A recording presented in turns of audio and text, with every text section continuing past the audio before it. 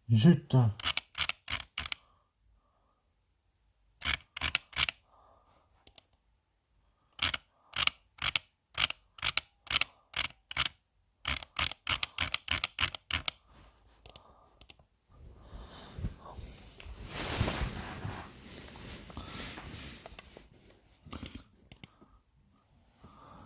Zut. Zutko. En 7 ans.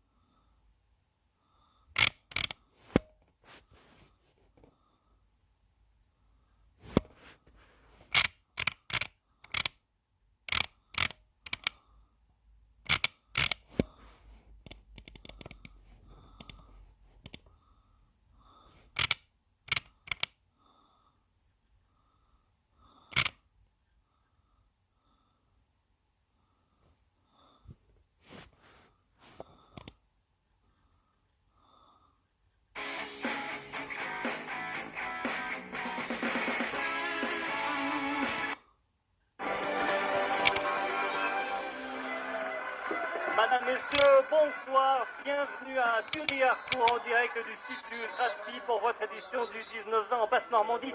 Une édition un petit peu particulière, vous pouvez vous en rendre compte puisque nous sommes en direct des championnats du monde d'éditeurs avec qui on va essayer... Dans les ateliers, ce que découvrent les visiteurs, ce sont des presses, des rouleuses ou encore la plus grande tourneuse-fraiseuse d'Europe. Chaque machine ici vaut plusieurs millions d'euros. C'est pas banal ce qu'on fait, on fait... Nous restons dans un site ultra confidentiel. Un site qui...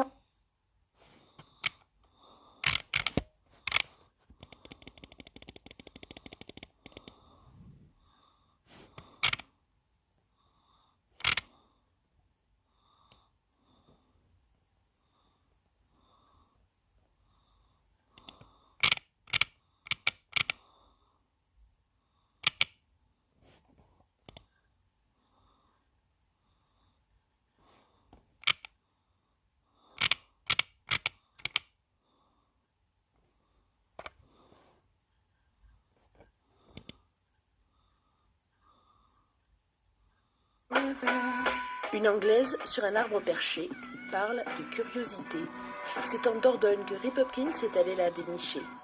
Il y a trouvé aussi d'autres sujets de sa très gracieuse majesté qui ont bien voulu répondre à ses demandes de mise en scène, souvent insolites. Rip Hopkins a 40 ans et photographie comme d'autres peignent. Another Country raconte ses Anglais passés en France mais qui restent so British. Et il le fait avec beaucoup de tendresse et de dérision partagée. Il y a à la fois l'auteur Rip Hopkins qui positionne un peu ses acteurs, mais il y a les acteurs aussi qui sont des Anglais installés en France, qui vont proposer des idées en disant mais tiens, une pause un petit peu humoristique, se moquer en fait ils se moquent d'eux-mêmes au final. Le photographe fait des images de ses contemporains et de lui-même aussi. La seconde partie de l'exposition emmène le visiteur en Roumanie. Il met en scène ceux qui ont vécu l'avant-révolution de 1989 et ceux d'après aussi. Il veut montrer le contraste entre les deux générations. Dans chaque cliché, le photographe apparaît plus ou moins discrètement. Il n'est pas un reporter, il est un artiste qui compose ses images. Dans cette série, il essaye de se fondre dans l'image, voire de se confondre. À la scène de vie quotidienne, toute celle de l'ex-prison Impro Octobre.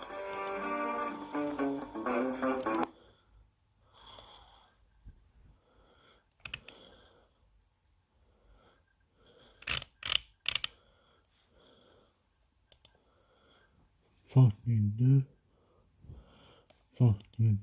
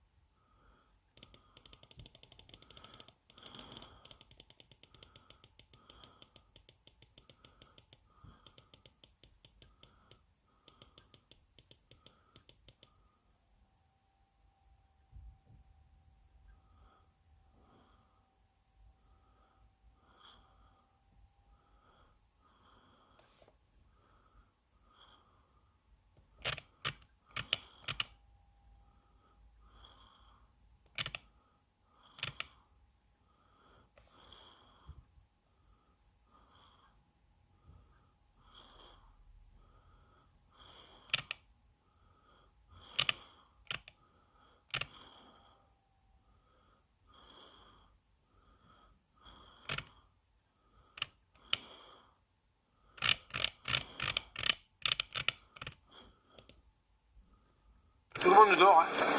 On a eu beau faire des appels téléphoniques, personne n'allait s'affoler.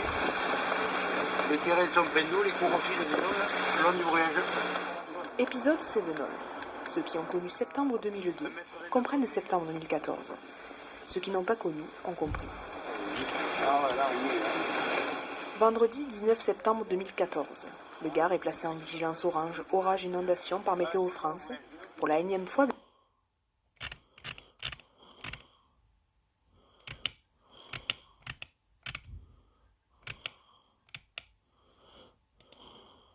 C'est écologique et gratuit, le ramassage scolaire à pied, on appelle cela le pédibus, ou comment faire marcher ses enfants pour aller à l'école. Reportage à Mont en Touraine, Marianne Buisson, Mathieu Auville. Avant de marcher, un bon petit déjeuner. Chaque matin, Nathaniel et Florian vont à l'école à pied et ils ne sont pas les seuls. Dans cette banlieue de Tours, les parents ont organisé un ramassage scolaire original et gratuit. Rendez-vous au pédibus. Gaspard, Ethan, Adrien, Florian, Nathanaël, Benjamin, et puis les enfants d'Aurélia qui seront dans la moitié. Voilà, c'est un bus scolaire en fait, un bus à pied avec un horaire, des arrêts, et donc on démarre à l'heure, et si les personnes sont absentes, eh bien ils démarrent quand même. Voilà. 20 minutes de marche, excellent pour la santé. Plus encore, un petit moment avec les copains avant d'attaquer l'école. Personne ne regrette la voiture. La voiture, on va vite et on n'a pas le temps de tout dire. Ça nous permet de marcher un peu, de discuter, de mieux se connaître. 3 itinéraires différents pour 80 enfants, une vraie ligne de bus et donc beaucoup d'organisation. Ce sont les parents qui ont pris les choses en main comme des pros.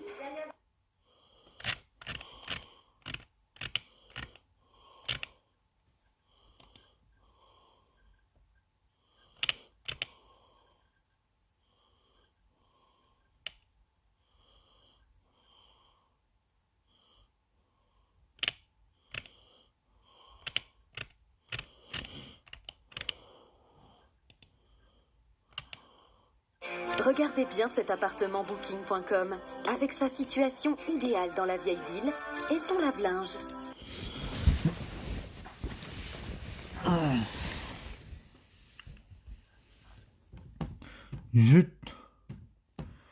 jusqu'au en septembre. Nuit à